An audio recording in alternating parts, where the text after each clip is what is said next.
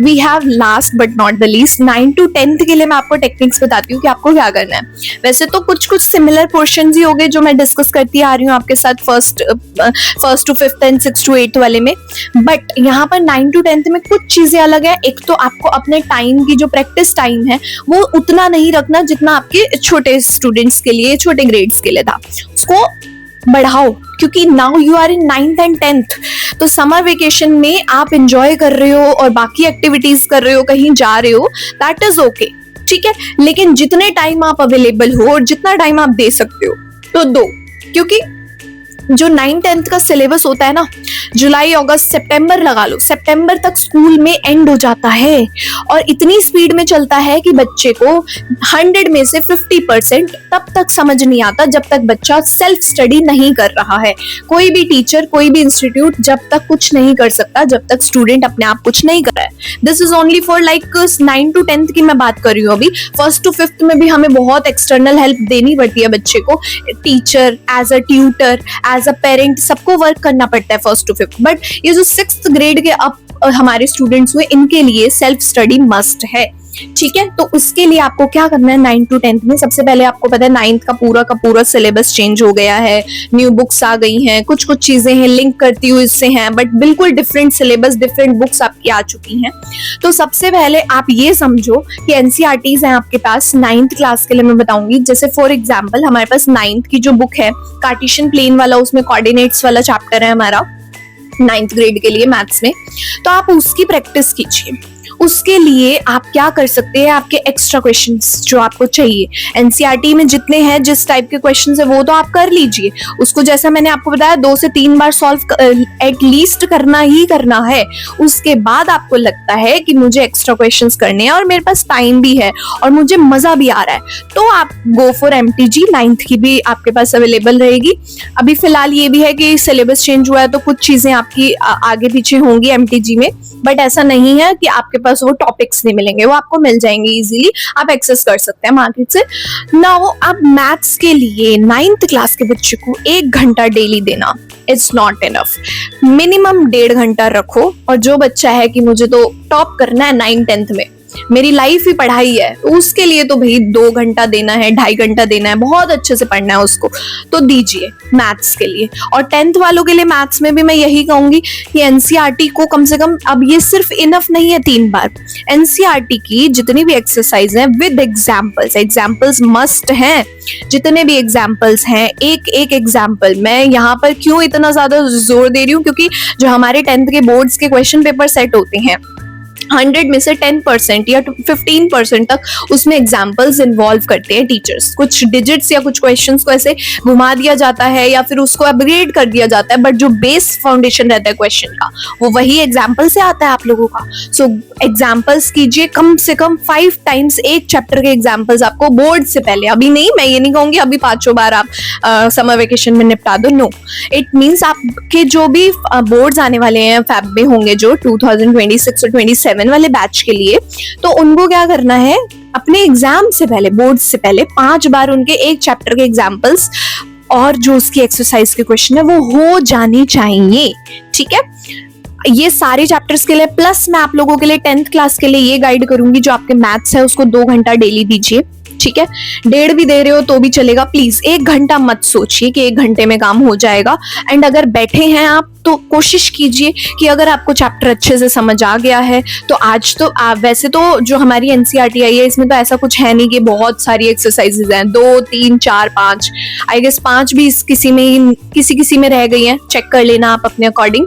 सो ये है कि आप एक बार बैठे हैं तो एक बार में वो चैप्टर कंप्लीट करके ही उठिए। हाँ, मैं ये कह सकती हूँ एग्जाम्पल्स आप नेक्स्ट डे लगा सकते हैं, उसके सॉल्व कर सकते हैं, बट एक बार को आप बैठे हैं तो उस चैप्टर की जो एक्सरसाइजेस हैं उसको कंप्लीट करके ही उठिए। 1.5 घंटा लग जाएगा, ज्यादा से ज्यादा 2 घंटा लग जाएगा, ठीक है। नेक्स्ट डे पे मत टालिए, 2 क्वेश्चन किया, 3 क्वेश्चन किया, नहीं है इनफ बच्चों, अब 10th क्लास के लिए नहीं है इनफ, ठीक है। फिर आप आ जाओ 9th और 10th के जो साइंस एसएसटी के लिए पैटर्न रहेगा। साइंस एसएसटी में क्या है, वही सेम जो मैंने बताया आपको। एक बारी आपने मान लो चैप्टर है हमारा केमिकल रिएक्शन वाला ले लो 10th वालों, 9th वाले भी कोई अपना जैसे वो cell, plant cell, animal cell वाला है वो ले लीजिए। उन्होंने रीड किया, सिर्फ रीड कर रहे हैं, अभी समझ रहे हैं, अपने माइंड में बिठा रहे हैं। अब क्या होता है मैं आपको बताती हूँ कि जब बच्चा रीड भी करता है साथ साथ नोट्स भी बनाता है, तो उसके जो ध्यान है, उसकी जो वो हो गई स्पीड हो गई, वो कम हो पाती है। क्यों हो पाती है? क्योंकि वो एक बार में दो काम कर रहा है, पहले उसने समझा दिमाग में, फिर उसने नोट्स बनाए। तो अब क्या है कि अगर वो एक चीज पे फोकस करेगा, सिर्फ रीडिंग पे कर रहा है, तो फोकस करके आप उसको रीड कीजिए, आपके माइंड में सेट हो जाएगी चीजें। सेकंड डे जब आप उस चैप्टर को रीड करने बैठो, एक चैप्टर वैसे तो लेंदी होते हैं 9 10 के चैप्टर्स, तो आप एक दिन में अगर कर रहे हैं तो नहीं हो पाएगा, बट आधा चैप्टर भी आपने किया है रीड, तो उसको क्वालिटी वाइज करो कि बस समझ में आया है, जितना किया है मैंने उसको किया, आपने समझा, आपने सेकंड डे उस पोर्शन के आपने नोट्स बना लिए। ज्यादा से ज्यादा एक चैप्टर साइंस का आपने लिया है, 9th और 10th वालों को बोल रही हूँ मैं, तो जो भी एक चैप्टर आपने लिया है, आधा उसको एक दिन रीड किया, नेक्स्ट डे उसको रीड करके रीड करके दोबारा उस पोर्शन को नोट्स बना लिए। फिर थर्ड डे आपने वो बचे हुए पोर्शन को रीड कर लिया, फोर्थ डे आपने बचे हुए को रीड करके नोट्स बना लिए। तो ज्यादा से ज्यादा एक दिन में आपका एक चैप्टर 4 दिन में हो जा रहा है। ये साइंस के लिए था। सेम डे आपको एसएसटी के लिए भी यही करना है। ज्यादा से ज्यादा 1 घंटा आपको लगेगा एसएसटी के लिए और 1 घंटा आपको देना पड़ेगा साइंस के लिए।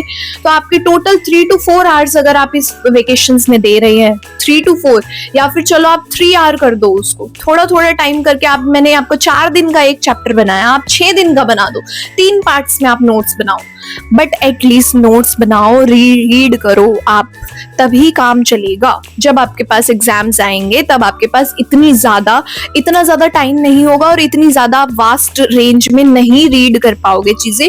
और अगर अब याद की हुई है ना तो वो चलेंगी। ऐसा नहीं है कि आपने अब नोट्स बनाए हैं या अब रीडिंग की है तो आपको भूल जाओगे आप, ऐसा नहीं होगा। जब पर्सन कोई भी या कोई स्टूडेंट जब भी कभी फ्री टाइम में जो स्टडी करता है वो उसको लाइफ में हमेशा याद रहती है, एज कंपेयर टू एग्जाम से पहले पढ़ने वाला सिर्फ एग्जाम डे पे ही याद रहेगा। तो ऐसा मत कीजिए, और ये भी कोई चांस नहीं है कि एग्जाम डे पे भी याद रहेगा या नहीं रहेगा। तो जस्ट गो फॉर इट, जैसे मैंने पैटर्न बताया वैसे कीजिए।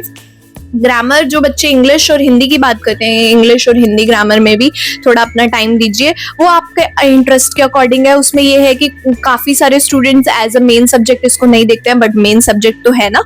तो लिटरेचर के लिए आप ये कर सकते हैं, आप अपनी स्टोरीज को रीड ओनली एक टाइम रीड कर लीजिए, रीड का यहाँ टाइम नहीं है। एक बार उसको स्टोरी को समझ लिया आपने, आपकी अगर ग्रामर अच्छी है तो आप उसकी समरी, उसको समराइज कीजिए लेसन को, फिर आपको लाइफ टाइम आपको ये याद रहेगा कि मैंने ये चैप्टर या ये स्टोरी पढ़ी थी। बट एक बार अगर उसको पढ़ा है ना स्टोरी को, तो ऐसा पढ़ो कि कोई भी पॉइंट, कोई भी कैरेक्टर मिस ना हो आपसे। हिंदी में भी यही कीजिए, इंग्लिश में भी यही कीजिए। रीड करने की, नोट्स बनाने की नीड नहीं पड़ेगी।